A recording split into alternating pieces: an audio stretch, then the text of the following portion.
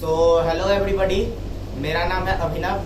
Welcome to the channel learn with Abhinav and Shashank. Light reflection and refraction का ये second video है। पहले video में हमने देखा था कि रिफ्लेक्शन ऑफ लाइट क्या होता है और उसके कुछ लॉस देखे थे डायग्राम के साथ। बेसिक चीजें हम लोग पिछले वीडियो में देखी थी। आज हम लोग कुछ थ्योरेटिकल पार्ट्स देखेंगे अपन के सिलेबस में जो लाइट चैप्टर से रिलेटेड है, और उसके बाद यहाँ पे छोटे से दो डायग्राम है। ये क्या है ये मैं आप लोगों को समझाता हूँ, ठीक है। लेकिन सबसे पहले ये जो थ्योरेटिकल पार्ट अपना दिया हुआ है उसको अपन देखते हैं। सबसे पहले यहाँ पे हमारे पास दिया हुआ है कि what are the properties of image. अब लाइट पढ़ रहे हैं, इमेजेस के बारे में हम लोग पढ़ रहे हैं, तो सबसे पहला सवाल आपके दिमाग में आएगा कि भाई इमेज की क्या प्रॉपर्टीज है, कैसे बनती है इमेज, क्या क्या प्रॉपर्टीज है, कि कैसा बनेगा इमेज, क्या साइज रहेगा, ये सारी चीजें यहाँ पर इस पे हम लोग क्लियर करेंगे। तो what are the properties of the image. तो पहली प्रॉपर्टीज हमें यहाँ पर दी हुई है कि इमेज फॉर्म्ड, ध्यान दीजिएगा, image formed by a plane mirror is always virtual and erect. Is always virtual and erect.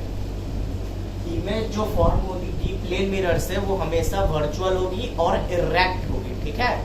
So guys, ये था पहला प्रॉपर्टी इमेजेस का कि image formed by a plane mirror is always virtual and erect. यानी कि plane mirror से जो भी इमेज ऑब्टेन होगी, जो भी इमेज बनेगी प्लेन मिरर से, वो हमेशा वर्चुअल होगी और इरेक्ट होगी, ठीक है। अब हम लोग देखते हैं सेकंड प्रॉपर्टीज इमेजेस की, ठीक है। तो हमारी जो सेकंड प्रॉपर्टी है वो ये कहती है कि जो इमेज की साइज है, हाँ, वो इक्वल होगी किसके साइज के, ऑब्जेक्ट के साइज के। यहाँ पे दिया है कि the size of the image is equal to that of the object. यानी कि जो इमेजेस की साइड है वो ऑब्जेक्ट की साइज के इक्वल होंगी, ठीक है।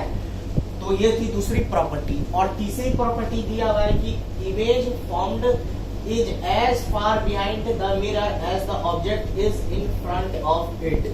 क्या दिया हुआ है कि जो इमेज है वो ऑब्जेक्ट से उतनी ही दूर बनेगी जितनी दूर पे उसका मिरर से ऑब्जेक्ट उतनी ही दूर रहेगा। इमेज उतनी ही दूर रहेगी मिरर से जितना दूर ऑब्जेक्ट रहेगा, ठीक है। जैसे कि मान लीजिए ये मिरर है और ये देख लीजिए, विजुअलाइज करिएगा, समझाने की कुछ कोशिश करता हूँ। जैसे ये मिरर है, ये ऑब्जेक्ट मान लो मैंने यहाँ पे रख दिया, ठीक है।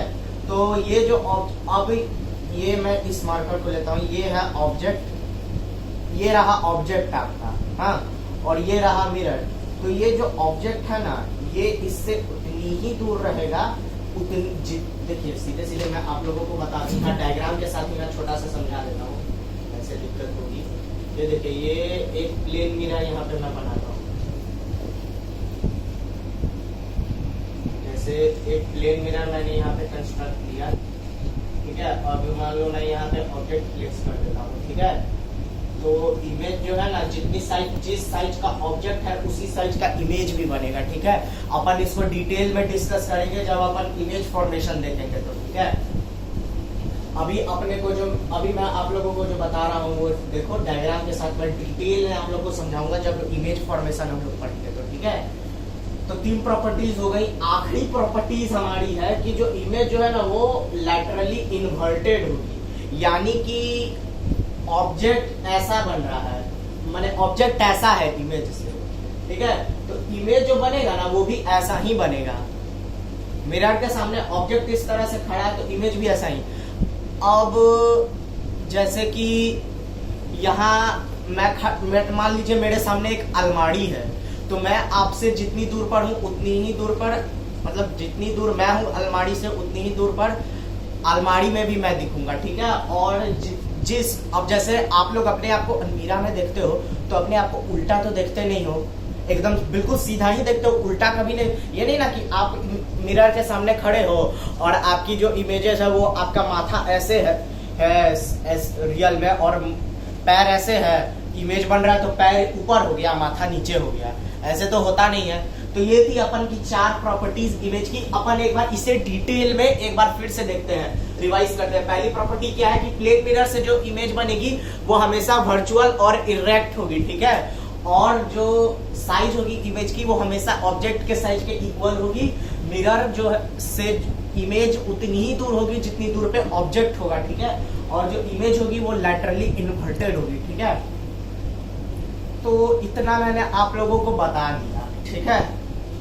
तो अब आपके दिमाग में ये सवाल आ रहा होगा कि भैया आपने प्लेन मिरर में इमेजेस कैसे बनती है ये बता दिया, लेकिन अब अगर सरफेस कर्व्ड है तो इमेज कैसे बनेगी, ये सवाल आएगा। तो how would the images be when the reflecting surfaces are curved, ठीक है, कर्व्ड है जब, तब कैसी बनेगी। तो spherical mirror versus plane mirror, यहाँ पे मैंने लिखा है स्फेरिकल मिरर और प्लेन मिरर के बारे में है कि वी कंसीडर स्फेरिकल मिरर, क्या हम लोग स्फेरिकल मिरर कंसीडर करते हैं जो कि सिंपली मिरर है, किस शेप के, small section of the sphere, surface of sphere. तो हम लोग कर्व्ड सरफेस रहती है ना, तो उससे रिफ्लेक्टिंग सरफेस के लिए, इमेज फॉर्मेशन के लिए स्फेरिकल मिरर से हम लोग यूज करते हैं स्फेरिकल मिरर का। तो स्फेरिकल मिरर कुछ नहीं है, वो सिंपली एक मिरर है, वो ना एक कंप्लीट स्फीयर, जैसे कि ये एक स्फीयर, मान लीजिए ये एक स्फीयर है,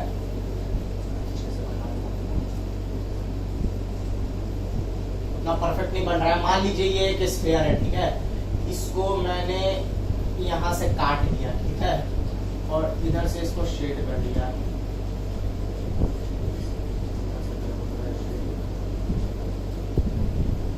ठीक है, इधर से मैंने इसे शेड कर दिया।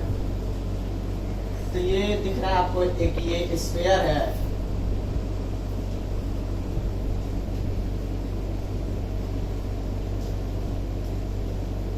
ये एक स्फीयर है और ये उसका पार्ट है, ठीक है। तो जो स्फेरिकल मिरर है ना, वो कुछ नहीं होते हैं, वो सिंपली मिरर्स होते हैं जो कि एक कर्व्ड, जो कि जो एक स्फीयर होता है ना, उसी का एक छोटा सा पार्ट होता है स्फेरिकल मिरर, ठीक है। डिटेल में देखेंगे, अभी थ्योरी कुछ पार्ट है, अब डायग्राम तो मैं आप लोगों को समझा दूंगा, वो ठीक है, लेकिन डायग्राम में आप लोगों को बता दूंगा तो उससे आपके पूरे चैप्टर का कॉन्सेप्ट क्लियर नहीं होगा, 50% कॉन्सेप्ट क्लियर होगा। अपन को एग्जाम में थ्योरीज भी लिखनी होगी, तो उस थ्योरीज क्या है उसको समझने के लिए अपन को थ्योरी देखने होंगे। तो इसलिए इस वीडियो में मैं आप लोगों को स्पेसिफिकली थ्योरी पे ही जोड़ दूंगा, डायग्राम से जो है ना वो अपकमिंग वीडियोस में मैं आप लोगों को टॉपिक समझाऊंगा, ठीक है। जब इमेज फॉर्मेशन हम लोग का स्टार्ट होगा, उसकी जो रूल्स स्टार्ट होंगे, वहां से हम लोग सिर्फ इमेजेस ही देखेंगे, मतलब मैं आप लोगों को इतनी ना इमेजेस बना के दिखाऊंगा कि आप परेशान हो जाओगे और बोलोगे भैया इमेजेस अब बंद कर दो बनाना, अब हम पक रहे हैं, अब हमारा दिमाग खराब हो रहा है, आप ऐसा कहोगे। अब सारे लोग ऐसा नहीं कहेंगे, लेकिन कुछ लोग ऐसा कहेंगे, ठीक है। चलिए स्फेरिकल मिरर के बारे में देख लिया, अब प्लेन मिरर क्या है लिखा, इसमें हमें दिया है कि a plane mirror is in fact a spherical mirror with an infinitely large radius of curvature and thus an approximately flat surface। तो जो प्लेन मिरर होता है ना, वो एक स्फेरिकल मिरर ही होता है, ठीक है, जो जिसका जो रेडियस ऑफ कर्वेचर है ना वो इनफाइनाइट होता है, ठीक है, उसका लेंथ जो होता है ना वो इनफाइनाइट होता है, ठीक है, उसका हम लोग गिन नहीं सकते हैं लेंथ, वो कितने स्फीयर से मिलके बना है। उसका रेडियस ऑफ कर्वेचर बहुत विशाल होता है, बहुत बड़ा होता है, ठीक है। इसलिए वो जो है ना अप्रोक्सीमेटली, पूरी तरह से फ्लैट हम उसे नहीं कहेंगे, लेकिन हाँ अप्रोक्सीमेटली वो फ्लैट सरफेस ही होता है, ठीक है। और अच्छा, इतनी चीजें हमने देख ली, spherical mirror versus plane mirror, दोनों के बीच में डिफरेंस देख लिया हमने, इमेज की क्या प्रॉपर्टीज है वो देख लिया। अब स्फेरिकल मिरर बनता कैसे है, इसके बारे में आपके दिमाग में सवाल आएगा। तो यहाँ पे मैंने लिखा है making of a spherical mirror, यहाँ लिखा हुआ है कि starting with the plane mirror which faces leftward we can make a concave mirror by curving the mirror surface so it is caved in as shown in the figure।